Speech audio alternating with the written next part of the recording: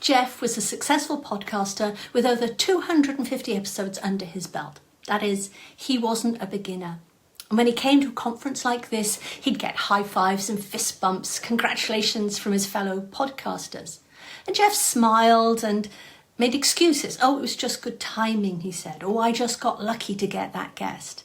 But even though all his stats showed that Jeff was crushing it, he didn't feel like it. In fact, he felt like a fraud. He felt like despite all his success, that he still wasn't quite good enough. He would get huge names on his show, and then in the middle of the interview, he'd wonder how on earth he got here. He compared himself to his expert guests, and then he'd feel intimidated by them. He was a bit of a perfectionist, and he'd often re-record himself because he didn't like how he sounded the first time round. And he could easily spend 6 hours editing a 45-minute show. Jeff would also over-prepare by doing way too much research, but then his interviews felt more like an interrogation rather than a flowing conversation. And this went on for some time, and it didn't seem to get better with practice. Each episode he released was a huge sense of relief, and then he'd worry if he could do it again the next time. And the strain was starting to show. Jeff was exhausted, edging towards burnout. He couldn't sleep, worrying about it all, and finally it became too much and he quit. He felt that maybe he just wasn't cut out to be a podcaster after all. He'd started with all this fantastic passion and joy, was excited to get his message out there, make a difference, educate and entertain people, and yet he felt he wasn't good enough. This is a typical podcaster's experience of imposter syndrome.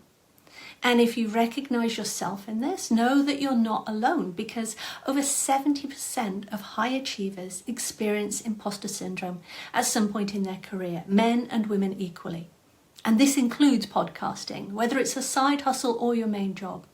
When podcasters quit due to imposter syndrome, they blame themselves, they feel like a failure, they have regret and disappointment. But it doesn't have to end like that. So we're going to look at imposter syndrome, what it is, what it's not, what causes it, and what you can do about it so that you can keep doing the podcasting that you love.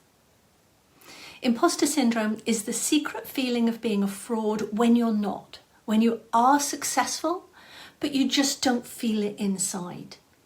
And you think that any moment people are going to find you out and then you're going to be exposed. If you Google imposter syndrome, you'll find a lot of myths and misinformation about it as well.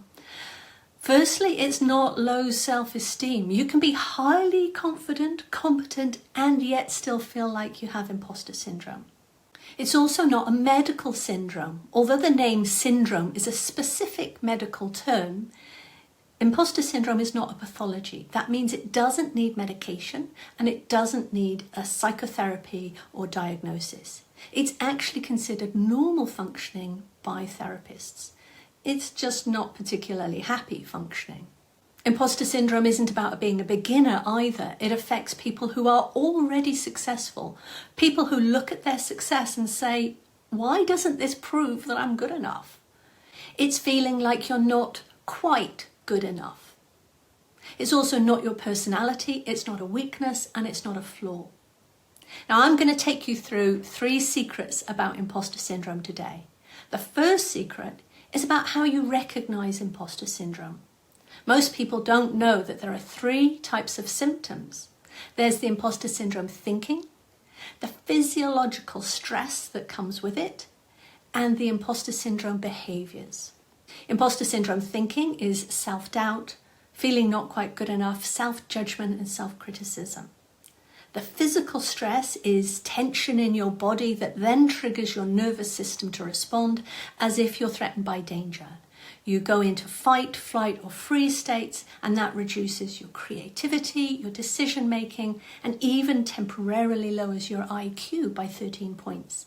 It disturbs your sleep and it creates feelings of anxiety and overwhelm. Then there are the imposter syndrome behaviors that we saw with Jeff. These include comparing, perfectionism, procrastinating, over-preparing, avoiding opportunities, keeping it a secret, and just pushing through. Now, everyone experiences their own unique combination of these symptoms, which is why generic advice that you find on the internet is often not much help. The imposter syndrome thinking that you're not quite good enough and you're going to get caught signals your nervous system that you're in danger, and this triggers your nervous system to try and protect you with fight, flight and freeze responses. And when your system is stressed like this, it drives you to try and cope. Somehow you've got to do something about it, and so you do those automatic, reactive imposter syndrome behaviours such as perfectionism, procrastination. Then you start criticizing yourself for doing these behaviors because you know it's not helpful to spend 6 hours exhausting yourself editing your show. When you judge these behaviors, it feeds back into the imposter thinking that, oh, maybe I'm not quite good enough after all. Maybe I'm not cut out to be a podcaster. And the cycle continues. To manage imposter syndrome, you need to break that cycle. Now, how would you do that? First, you need to use techniques to get yourself calm, so that your nervous system can be more relaxed and so that you're not so stressed. This means you'll be less driven to use the coping behaviours such as procrastination or perfectionism. And when you notice yourself doing these behaviours, then you need to see these behaviours as coping mechanisms. Don't blame yourself for it. Instead say, hey, look, if I'm being a perfectionist right now, I'm doing it because I'm stressed. So let's go back and try and get calm. And when you don't judge yourself, then your mind is calmer and it doesn't trigger your nervous system so much. So this is how you unwind or break that cycle of symptoms. And the key is to address all 3 types of symptoms at the same time. Don't leave one out. Then we come to the third secret about imposter syndrome. What really causes it? You can see all these symptoms. This is what we see. But then the question is why? If I'm so successful, do I feel like I'm not quite good enough? Why I can't just take the proof of that last great review or the massive downloads I'm getting and use it as proof that I am good enough? The reason is because the root cause of imposter syndrome is not those symptoms.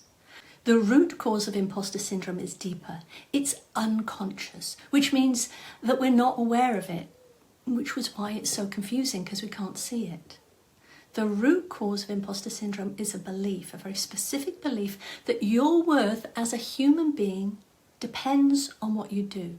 That is, if you do something good, you are good. If you do something bad, you are bad. That is, it's a belief that your worth as a human being is conditional. Now let's apply it to podcasting. If you do a great show, you are good. If you do a bad show or even a mediocre show, then you are bad. And this belief triggers everything. It drives all of those imposter syndrome thoughts, physiological reactions, and the behaviors. This is good news because it means that imposter syndrome has a complete solution. To get rid of imposter syndrome permanently, you need to change the belief that causes it. Changing that belief means developing unconditional worth. Unconditional worth is, if I do a great show, I'm the same person. If I make a whole bunch of mistakes and put out even a mediocre show, I'm still the same person and I accept myself without criticizing myself. Of course, you'll still be motivated to do a great quality show, but you won't beat yourself up. It also means that if someone else criticizes the show or even praises it, it just washes over you. You don't take it personally.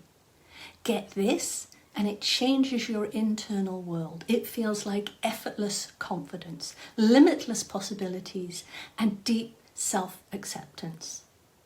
The fundamental points of imposter syndrome are it's not you, you're not alone in this, and you can do something about it.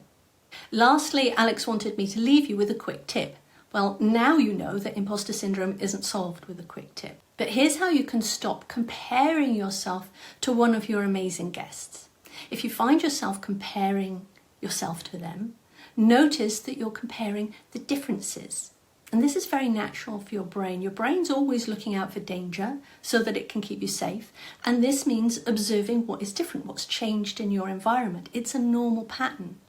So you can't stop yourself comparing. But If you notice yourself comparing, realize that you're automatically looking for differences. So switch it around and start looking for how you are the same. How am I similar to my guest? How am I the same as my fellow podcasters? Start to list all the ways that you and them are the same. So even if you have Richard Branson, Elon Musk, or Michael Jordan on your show, ask yourself, how am I the same as them? The more you do that, the more you'll feel like them. You'll relax more, you'll feel like an equal, and you'll feel like you belong exactly where you are, following your passion and putting out some fantastic podcasts.